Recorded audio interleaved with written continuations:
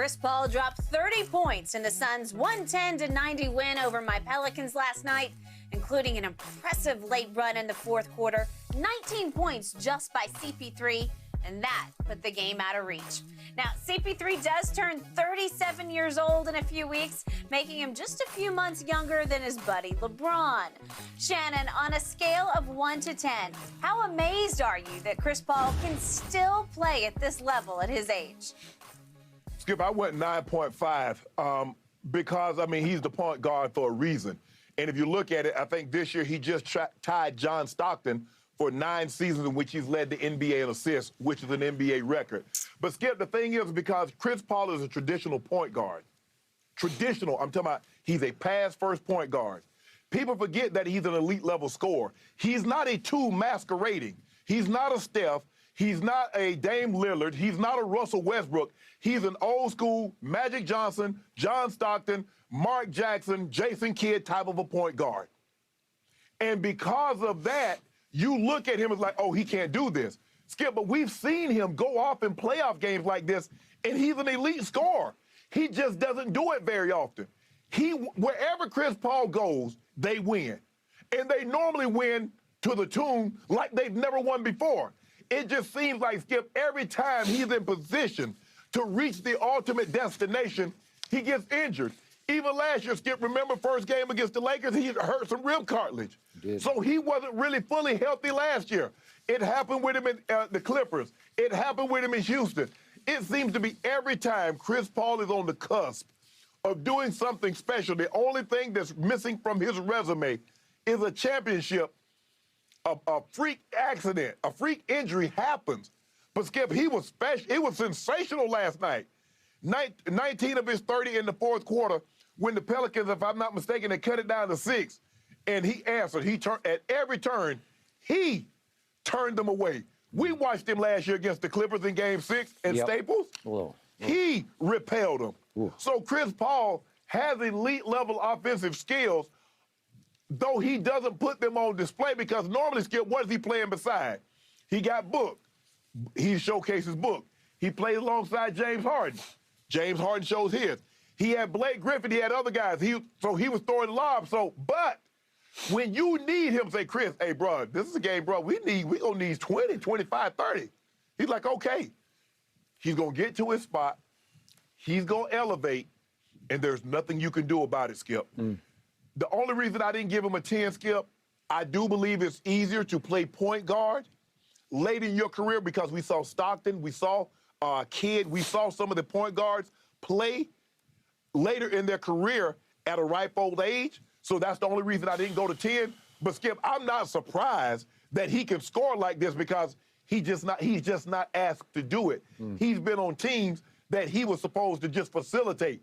I believe Magic could have scored. But, hell, he had Kareem. So why would I need to go head-to-head?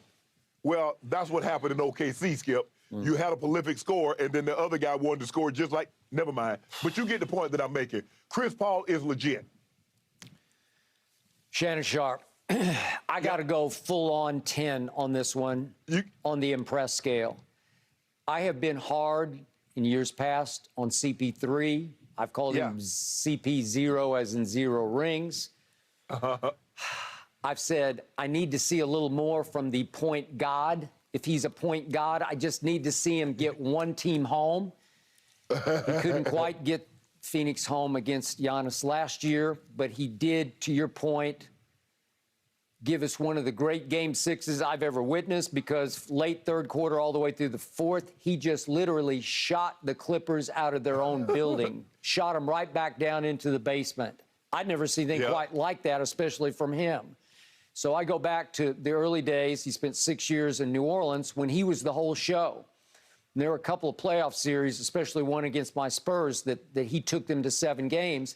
And he was a scorer. He was a pit bull of a scorer. And he played with such rage that once he got his mad on, the Spurs were scared of him because they could not control him, even at 6 feet tall. So we go New Orleans, and then obviously we go Clippers, and he starts to get hurt. And he had the one big game against the Spurs, the Game 7 at then Staples Center.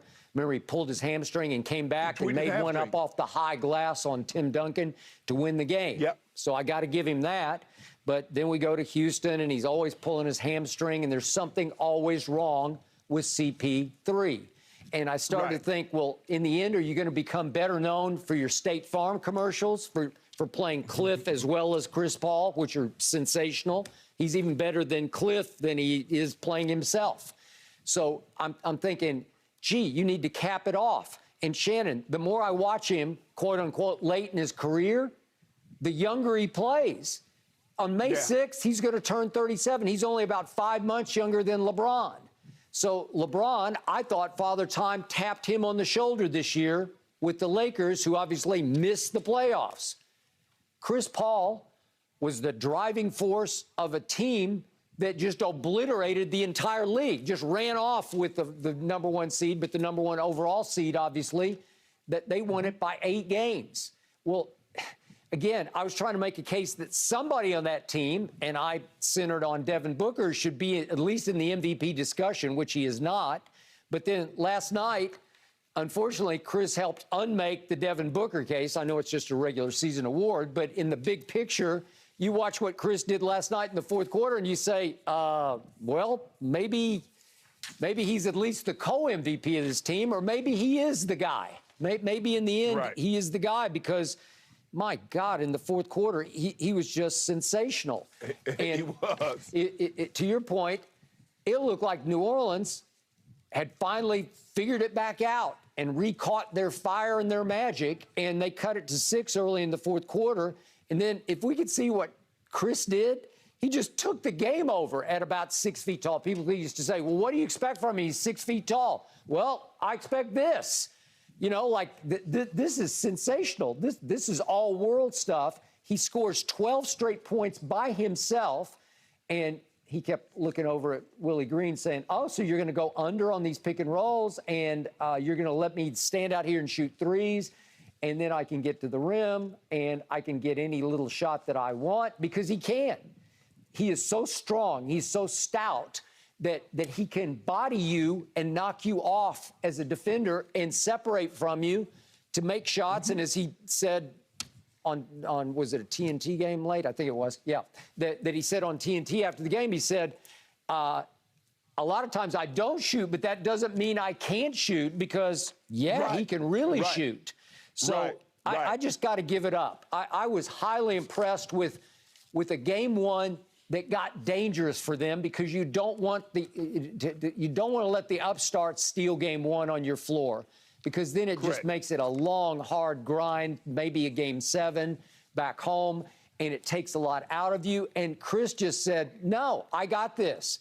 So he takes over the fourth quarter, and meanwhile, Book scores nothing in the fourth quarter. He scores free throws, a couple of free throws, but he doesn't make a field goal. And you say, well, maybe it is Chris Paul's team. So, way to go, Chris.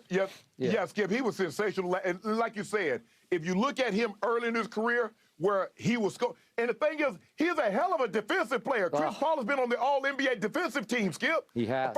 First team. Yeah. So he's as a complete point guard as we've ever seen. We've seen point guards. Like Magic was, obviously Magic is a better point guard. But defensively, when we talk about totality, as far as he could score the basketball early in his career, he backed up. He's like, you know what? We got Blake. Let me this lob city.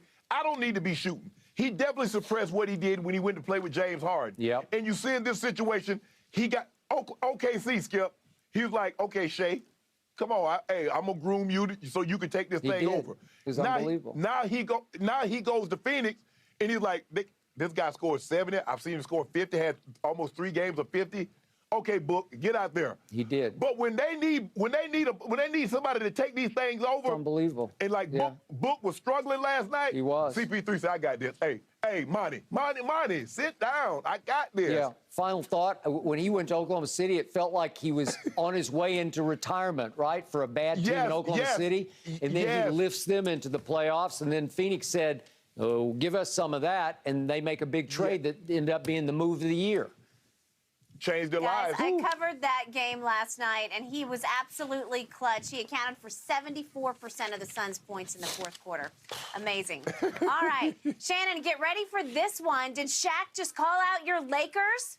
Skip Yep. and Shannon discuss his comments Yes. on their coaching search. Up next. No mercy.